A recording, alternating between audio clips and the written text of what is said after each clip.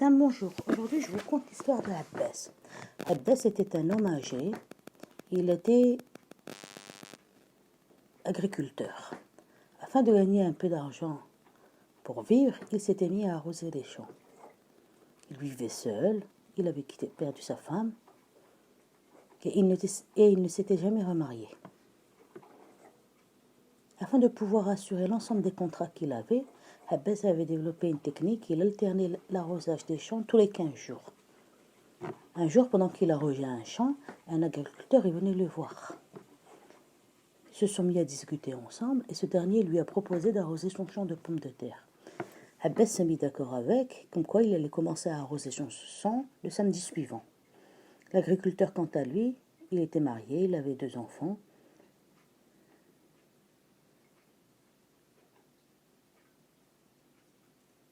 Un jour, il avait chargé l'un de ses enfants d'aller vérifier que le champ de pommes de terre était bien arrosé.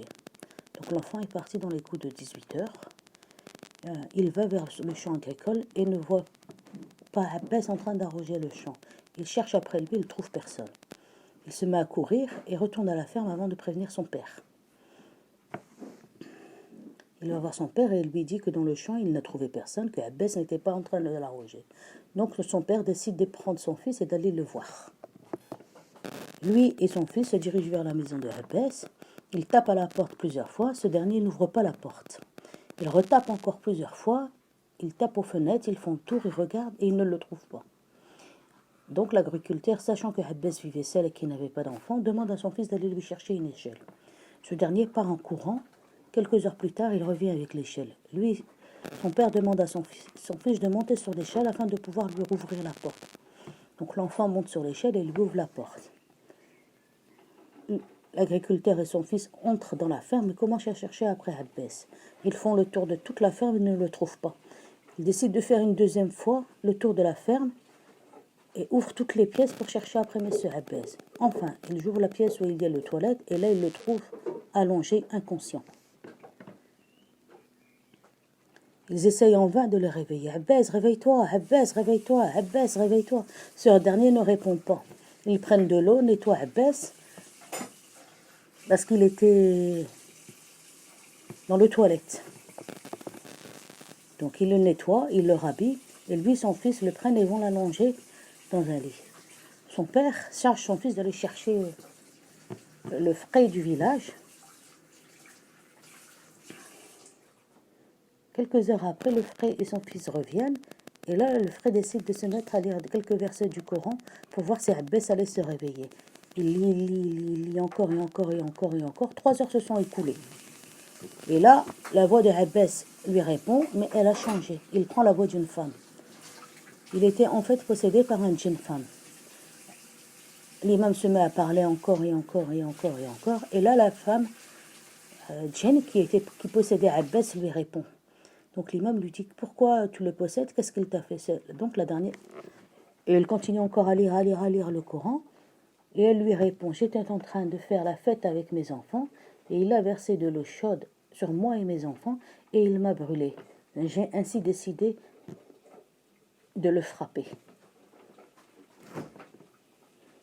L'imam continue à lire le Coran encore et encore et encore et encore et encore et encore, et il demande au djinn qui possède Abbas de lui pardonner.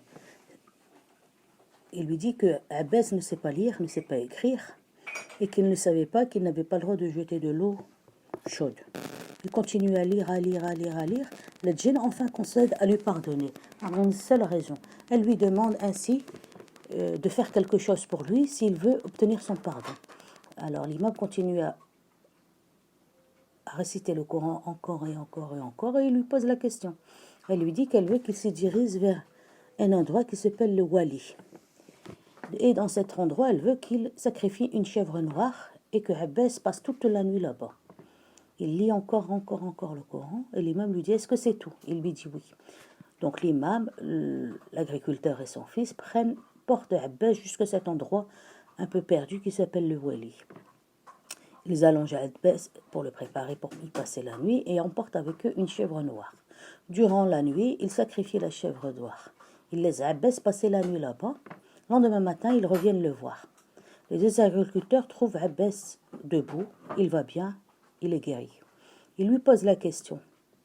Alors Abbas, quand tu as passé cette nuit-là dans le Wali, dis-moi, qu'est-ce que tu as vu? Ben rien, j'ai juste bien dormi. Abbas était inconscient de rien, il ne se souvenait de rien. Et donc l'imam explique à Abbas qu'il a renversé de l'eau et qu'il a mis en colère une jeune femme. Cette dernière l'a tapé et le choc du coup a fait qu'il est tombé dans un coma. Alors depuis ce jour, Abbas décide de ne plus jamais jeter de l'eau chaude et quand il rentre dans les toilettes afin de faire ses besoins naturels, il commence par leur dire « Bonne fête à vous et à vos enfants, madame. Je vous souhaite une bonne fête à vous et à vos enfants. » Et depuis ce jour, Abbas a juré de ne plus jamais entrer dans les toilettes avec de l'eau chaude. Voici l'histoire de cette journée. Merci, messieurs, dames, d'avoir écouté. Il s'agit d'une traduction. L'histoire originale est sur la page YouTube en arabe.